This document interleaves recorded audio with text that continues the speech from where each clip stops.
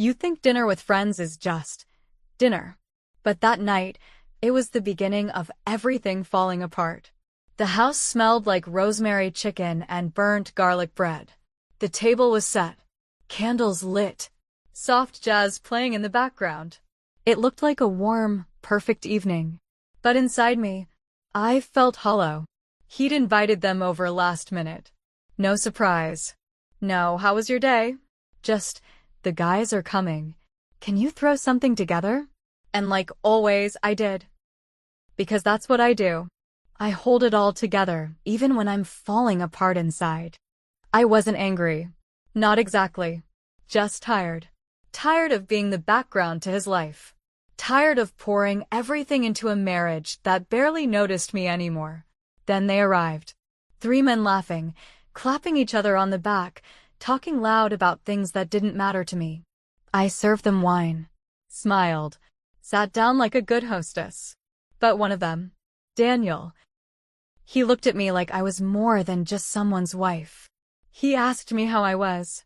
Not in passing, really asked. And when I laughed at something he said, it had been so long since someone made me laugh like that. I didn't mean for anything to happen. I wasn't looking for attention. But something about the way he saw me, it woke something up. A quiet ache. A need I'd pushed down for too long. To feel seen. To feel wanted. It was nothing. Just dinner. Just a moment. But something shifted that night. In the way he looked at me. In the way I didn't look away. And the version of me who sat down at that table? She never came back. Subscribe to Heartfelt Tales Unfold. This is where the quiet stories speak the loudest. And sometimes, dinner is just the start. I had planned the dinner. Cleaned every corner. Cooked his favorite meal, herb chicken with honey-glazed carrots, just the way he likes it. Set the table with the good plates. Lit candles. Folded the napkins in that little triangle he always says doesn't matter but notices when I don't do it. And still, he barely looked at me. Not a "you look nice," not a "thank you for putting this together." Just a glance past me, then back to his phone, texting about something that clearly couldn't wait.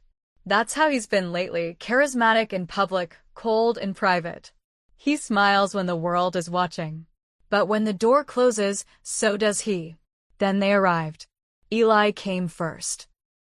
Married, polite, always has that easy confidence like he belongs in every room. He kissed my cheek, said the house looked beautiful. I smiled. It was automatic. Then Daniel walked in. Divorced 6 months ago. New to the single life again, but carrying that kind of quiet pain you don't speak out loud. He used to be funnier, louder. But tonight he looked calmer. Softer, somehow. They sat down, and the room filled with their laughter. Not mine. Not his. Theirs. I poured the wine, passed the bread, played the role. Like I always do. And somewhere between the second glass and the first story about college days I'd heard 100 times, I realized how empty I felt sitting next to the man I used to dream about. But they noticed me. Noticed the food. Noticed the effort. Especially Daniel. He watched me more than he spoke. Asked questions. Simple things, really. Do you still paint? How's your mom doing? Questions my husband hadn't asked in years. I nodded, smiled, told him little things. But inside, something tightened. That ache again. That thing I thought I'd buried beneath chores and dinners and being the good wife. The room looked perfect. Warm lighting. The smell of roasted rosemary. But it felt sterile. Like a hotel room after checkout. No life. No heat. No one really home. I looked at my husband, laughing at Eli's joke, hand resting on his drink like nothing in the world was wrong. And I sat there wondering, does he even see me anymore? Daniel did, and I hated how much I liked that. He told me they were coming just 2 hours before they showed up. No warning, no offer to help. Just walked through the door, loosened his tie, and said, Eli and Daniel are stopping by. Can you make something? Like I wasn't already bone-tired from the day. Like I didn't have anything else to carry but his expectations. But I said yes. Because I always do. Because that's who I've become. I cooked, cleaned, smiled through the headache forming behind my eyes. By the time they arrived, I had pushed every ounce of myself to the edge, just to make sure he looked good. Because somewhere along the line, his reputation became more important than my rest. Dinner started off the same as always. Them talking. Him performing. I sat there, half listening, nodding, refilling glasses. And then Daniel turned to me and asked, "Do you still paint?" It caught me off guard. I hadn't picked up a brush in over a year. Not since the kids got older. Not since the house got quieter. Not since he stopped noticing. I told him I hadn't. He looked at me for a moment, really looked, and said, "You should. You always lit up when you talked about it." That made me pause. No one had mentioned my art in over a year. Not my husband. Not even me.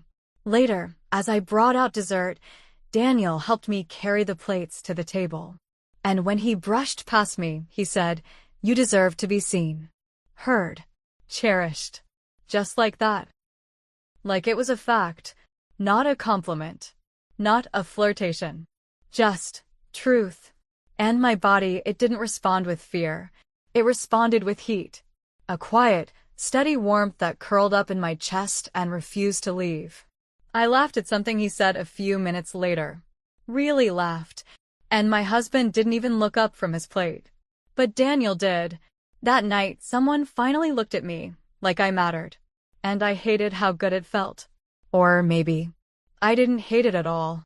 I kept telling myself, it's just a conversation. But something in me had already crossed a line. And it wasn't about Daniel. Not really. It was about me, and everything I'd buried just to keep surviving in a marriage that had stopped seeing me years ago. Was I lonely? Or just selfish? Did I want Daniel's attention? Or did I just want to feel alive again? Because the truth is, I hadn't felt anything in a long time. Not warmth. Not excitement. Not even desire. Just routine. Wake up. Make breakfast. Smile. Work. Dinner. Sleep. Repeat. We used to laugh, my husband and I. Dance in the kitchen. Sneak kisses before the kids saw. Now, we barely touched. We moved around each other like ghosts sharing the same floor plan. He slept on his side of the bed. I curled into mine, wondering how love turns cold without anyone noticing. I tried to bring it back. Planned date nights. Left notes in his briefcase. Bought new lingerie once. He didn't even blink. Said he was tired. Work had him stressed. Maybe next week. But weeks turned into months. And months turned into anniversaries forgotten. The last time he remembered my birthday was 3 years ago. Even then, he handed me a card from the pharmacy with a gift card tucked inside. Didn't even write a note. Just signed his name. It wasn't the gift. It was what it meant. I started to believe maybe I was too much. Or not enough. Or both. I told myself I shouldn't need so much. That this was just what marriage looked like after a while. But when Daniel looked at me that night, not with hunger. Not with pity. Just presence, something in me cracked. And once it cracked, I couldn't stop the pieces from shifting inside me. I'd catch myself glancing at him when he spoke. Waiting for him to look my way again. Just to feel that tiny flicker of warmth return. I tried to shake it. Tried to remind myself I was married. A mother. A woman with vows and history and a home to protect. But then I'd look across the table. At the man who promised me forever and now couldn't even promise me eye contact. The shame came in waves. Every time I laughed at something Daniel said, a voice in my head whispered, "Stop." But another voice whispered louder, "Just one more minute. Just let yourself feel it a little longer." I wasn't planning anything. I wasn't chasing it. But I wasn't turning away either. And I knew. That's where it begins. Not with a kiss. Not with a lie. But with a hunger you stop hiding. A hunger you finally let rise to the surface. After dessert, Eli left first. He had an early morning meeting. The kind of man who always has somewhere important to be. My husband walked him out, laughing, slapping his back like they were still in college. And then, just as the door clicked shut, he turned to me and said, "I need to take this call. It's work. Won't be long." He didn't wait for a response. Just walked into the study and closed the door behind him. That left me and Daniel still sitting at the table, the candle between us flickering low. The music had stopped by then. Or maybe I just stopped hearing it, because the silence between us was louder. He stood and began gathering plates. Said, "Let me help you clean up." I shook my head. "You don't have to." He looked at me, soft smile playing on his lips. "I know. That's why I'm doing it." I didn't stop him. We stood shoulder to shoulder at the sink. His sleeves rolled up. Hands wet. Mine trembling slightly. We talked. Not about anything important, but not about nothing either. And then it happened. His hand brushed mine light, almost clumsy. Except, it didn't feel clumsy. It felt intentional. I froze. He didn't pull back. And neither did I. It was a touch so small, it should have meant nothing. But it felt like lightning. Like every nerve in my body suddenly remembered what it meant to be awake. I looked at him. He looked back. No words. Just silence heavy with things we weren't saying. My mind screamed move. But my body didn't listen. It leaned, just barely, but enough. And in that moment, I knew. If I didn't walk away now, I might never want to. And then, he asked me something that changed everything. We were still standing by the sink, dishes half-washed, hearts full of noise. The light above us flickered softly, casting shadows that felt too honest. Daniel had stopped moving. He was just looking at me. I could feel his breath. Not on my skin, but in the space between us. And then, almost in a whisper, he asked me, if things were different, would you let someone love you better? I didn't speak. I couldn't. The question didn't ask for an answer. It exposed one. And my silence. It said everything. I didn't step back. I didn't tell him no. I just stood there held in place by a truth I hadn't dared admit even to myself. I wanted to be loved better. I needed it. He moved a little closer. Not suddenly. Not like in the movies. But slow, intentional. As if giving me time to stop it. I didn't. And then, like breath meeting breath, his lips touched mine. It was brief. Barely a kiss. But everything inside me shattered open. Not from lust. Not from guilt. From the recognition that someone had finally reached the part of me that had been left untouched for so long. It was soft. And wrong. And real. But then, the front door opened. The sound cracked through the room like a gunshot. We pulled apart. Fast, sharp, like guilt had grabbed us by the collar. My husband walked in. Phone still in hand. Eyes tired. He didn't see the kiss. But he saw something else.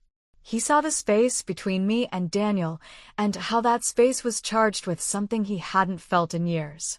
He froze for just a second. Then blinked. Put on that tired half-smile and said, "Everything okay in here?" Daniel cleared his throat. Said something about heading out. Grabbed his coat.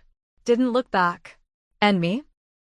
I stood there, trying to act like nothing had happened, when everything inside me knew. Something had. He didn't see the kiss. But he saw our distance, and the heat between us. And that was enough to break something. The silence in the room after Daniel left was thick. Not the comfortable kind. Not the kind that follows a long day or a quiet moment between two people who know each other's hearts. This was the kind that hangs in the air like smoke, hard to breathe, impossible to ignore. He didn't ask what happened. Didn't press. Just walked past me, grabbed a bottle of water from the fridge, and said, "You coming to bed?" Like it was any other night. But it wasn't. Everything felt off. Even the floorboards beneath my feet felt different. Like they knew. Like the house itself had witnessed something it couldn't unsee. I went upstairs. Slipped under the covers beside him. He scrolled through his phone for a bit, then turned off the light. No kiss. No questions. But the next morning, he brought me coffee in bed. And the day after that, he offered to pick up the kids from school. By the weekend, he was asking if I wanted to go out, just the two of us. Dinner reservations. Reservations. He was being kind, gentle, even affectionate. And I hated that it didn't feel like love.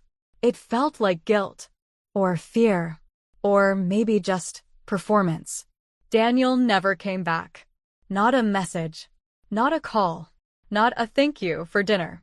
Just gone, but not from my mind.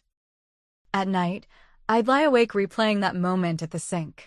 The brush of his hand, the look in his eyes, the question he asked that still echoed louder than anything my husband had said in months. Would you let someone love you better? And I still didn't have an answer. All I knew was this: I didn't cheat. Not fully, not with my body.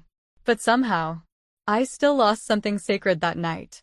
Maybe my dignity, maybe my peace, maybe the quiet lie I used to tell myself that I was fine. They say a kiss is just a kiss. But this one opened a door I can't seem to close. And I keep standing in that doorway, one foot in the life I've built, and the other in the ache I never meant to feed. I didn't mean for it to happen.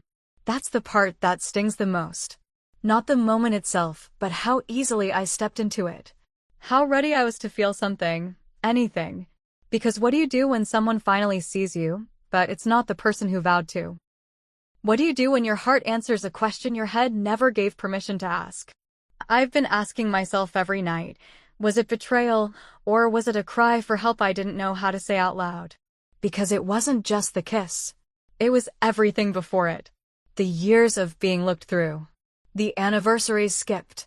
The conversations cut short. The nights I cried quietly in the bathroom just so the kids wouldn't hear. And when Daniel said those words, "You deserve to be seen, heard, cherished," it broke something open in me. It felt like being handed water after years in a desert. And maybe I drank too fast. Maybe I should have looked away. But I didn't, because there's a danger in being seen by the wrong person.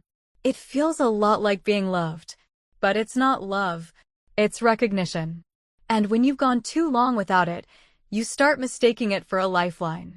Now I can't stop wondering, was my marriage already broken long before that night? Or did I break it